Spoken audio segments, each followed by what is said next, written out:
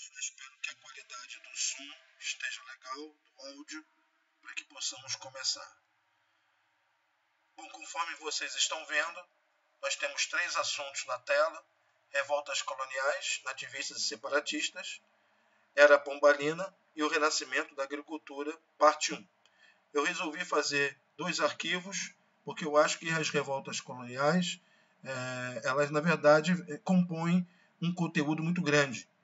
E, logicamente, que por isso farei um arquivo e o outro trará a Era Pombalina e o renascimento da agricultura. Então vamos começar agora a abordar as revoltas coloniais.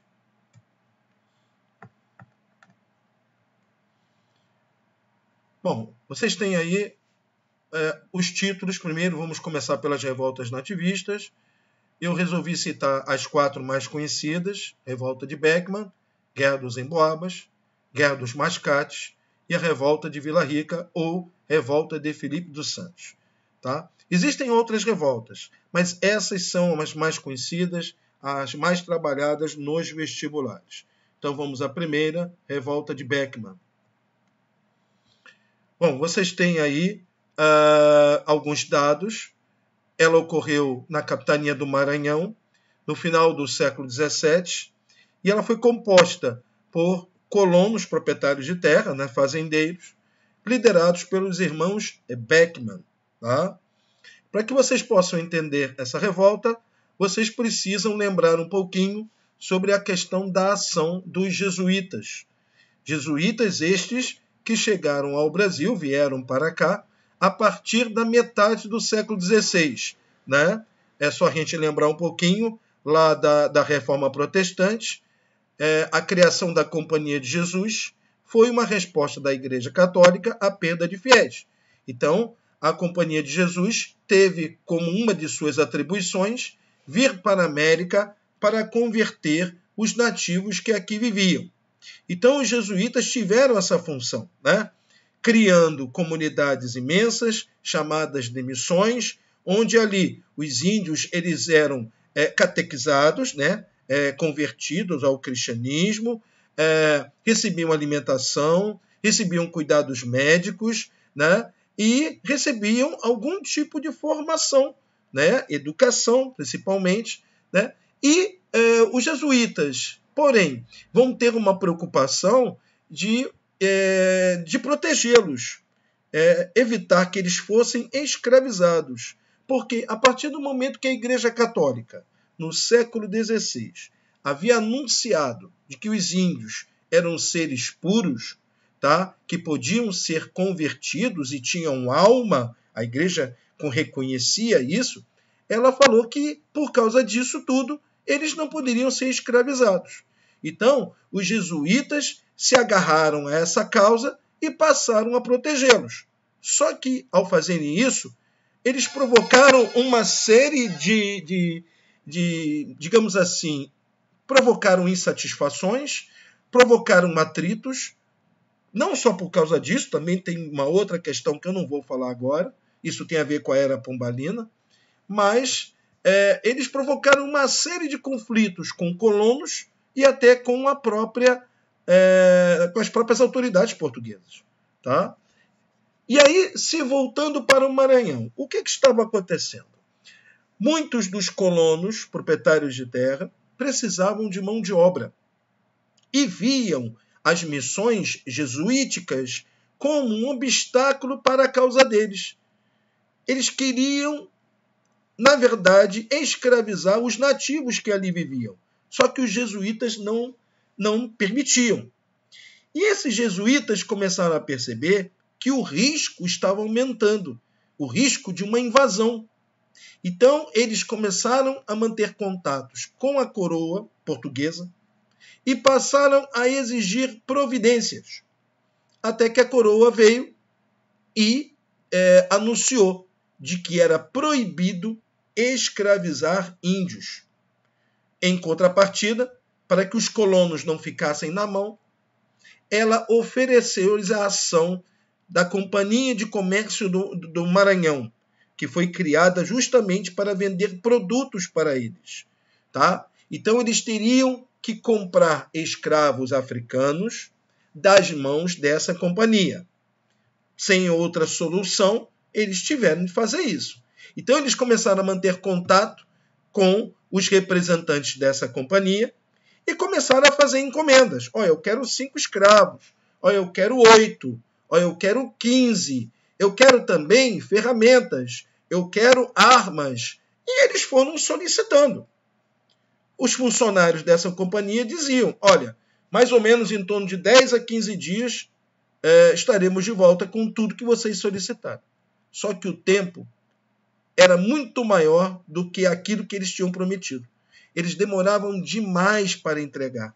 E quando entregavam, nunca entregavam a quantidade pedida. Aquele homem que havia pedido 5 escravos, recebeu 3. Aquele que havia solicitado 10, recebeu 7 ou 6, e assim por diante. E o preço altíssimo. Então isso começou a provocar uma grande insatisfação entre os colonos. Ainda mais porque a coroa portuguesa nada fazia. Os meses foram passando, eles sendo mal atendidos por essa companhia e nada, até que eles resolveram entrar em ação. Sabedores que a situação pela qual eles estavam passando começou com os jesuítas, já que foram os jesuítas que reclamaram junto à coroa, eles se organizaram, se armaram e atacaram as missões. Expulsaram os jesuítas, dominaram os escravos que estavam lá para escravizá-los. Não satisfeitos, eles praticamente expulsaram o governante do Maranhão dali e nomearam um de seus aliados, proprietários de terra, para ser o governante do Maranhão. Lógico que essa autoridade que havia sido praticamente expulsa, ela denunciou o que estava acontecendo. Não demorou muito para que a coroa portuguesa enviasse tropas para a região.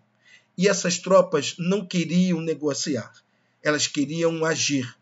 Então, a repressão foi violenta, inúmeras prisões foram feitas, e ao final, após julgamento, alguns foram condenados à morte, à forca, como Manuel Beckman e alguns de seus colegas, outros à prisão, como o irmão dele, Tomás, e também alguns colegas, e outros que participaram da rebelião foram condenados ao degredo. Tá? Geralmente, degredo, não sei se eu cheguei a comentar com vocês, degredo, a pessoa é condenada a ficar um longo tempo fora de sua terra. Geralmente, os caras eram mandados para a África ou para a Ásia, para viver durante um longo tempo, 10 anos, 15 anos, em alguma colônia portuguesa nesses 2 continentes. Caso a pessoa desobedecesse e tentasse voltar, e se ela fosse descoberta, a pena seria transformada em pena de morte. Ok, gente? Então, essa foi a revolta de Beckman.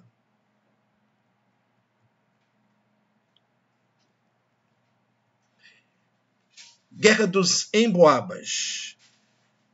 Tá aí um título que eu poderia também, digamos assim, fazer algumas críticas. Primeiro, não foi uma guerra, foram guerras, vários foram os conflitos. Então, o aluno, quando ele lê esse título, ele pensa que foi um confronto só e que durou, digamos, quase 2 anos. Não, não foi um confronto só. Na verdade, a Guerra dos Emboabas foi o nome dado a um conjunto de conflitos armados e sangrentos envolvendo quem? Bandeirantes paulistas e forasteiros, que os bandeirantes chamavam de emboabas. Tudo isso ocorreu na capitania de Minas Gerais, no período entre 1707 e 1709. Se vocês olharem com atenção esse período, dá para a gente perceber, tá, que o Brasil estava vivendo o seu auge da produção aurífera, né? Exploração de ouro. Então, vamos entender rapidinho o que foi digamos assim, esse conjunto de conflitos, né, que eu falei agora. acontece o seguinte. Vocês devem estar lembrados que os bandeirantes paulistas foram os primeiros a chegar à região do centro do Brasil, foram os primeiros a descobrir ouro aqui. Tá? A partir do momento em que isso ocorreu, lógico, milhares de pessoas vieram de vários cantos para lá. Mas eles, os bandeirantes, eles resolveram dominar a área da qual eles tinham descoberto e começaram a trabalhar. Só que aconteceu algo que eles não esperavam, mas que quem estava de fora sabia que isso seria natural. Começaram a chegar muita gente de fora. Muitos eram colonos ou estrangeiros, com a intenção de enriquecer, como os próprios bandeirantes, e também passaram a atuar na mesma região que eles. Lógico, eles não aceitaram. E aí eles resolveram expulsar esses emboabas, como eles chamavam. Emboabas, o que significa? Olha, existem duas explicações. Uma, talvez a mais aceitável. Emboaba era como era chamado todos aqueles que vinham de fora. Vinham de fora daquela região. Podia ser um colono, podia ser um estrangeiro, tá? Era de fora, então era emboaba, certo? A outra versão é de que muitos desses forasteiros, eles capturavam aves, pássaros coloridos, tiravam as suas penas porque eles gostavam das cores e prendiam essas penas nas botas em que eles usavam. E aí os bandeirantes, quando viam aquilo, passaram a chamá-los de emboabas, que numa língua indígena significaria mais ou menos pássaro sem importância. Na verdade, era uma forma meio pejorativa de tratá-los. Tá? Bom, e aí o que é que nós vamos ter? Um conjunto de conflitos armados, constituídos de agressões físicas e até assassinatos, que cada vez mais esses conflitos foram crescendo na região. E a cada confronto aumentava o número de emboabas na região. Então, cada vez mais, os paulistas foram perdendo espaço. Né? E de todos esses confrontos, eu destaco um pela sua selvageria. É o chamado Capão da Traição, que tem um nome bastante curioso.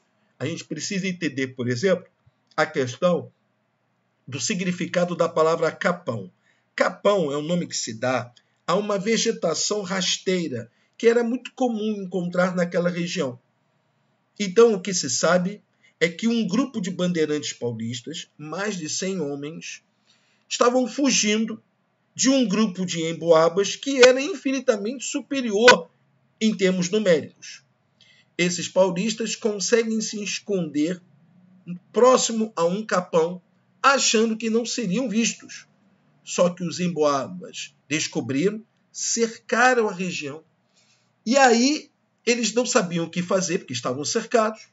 O representante dos emboabas ofereceu o seguinte, que eles entregassem as armas, que a vida deles seria poupada. Eles acreditaram e entregaram as armas. Mal sabiam eles do que iria acontecer. Praticamente todos foram mortos. Foi um verdadeiro massacre. Então, a esse massacre, a esse episódio, ele ficou conhecido com o nome de Capão da Traição. E ao final, o que aconteceu?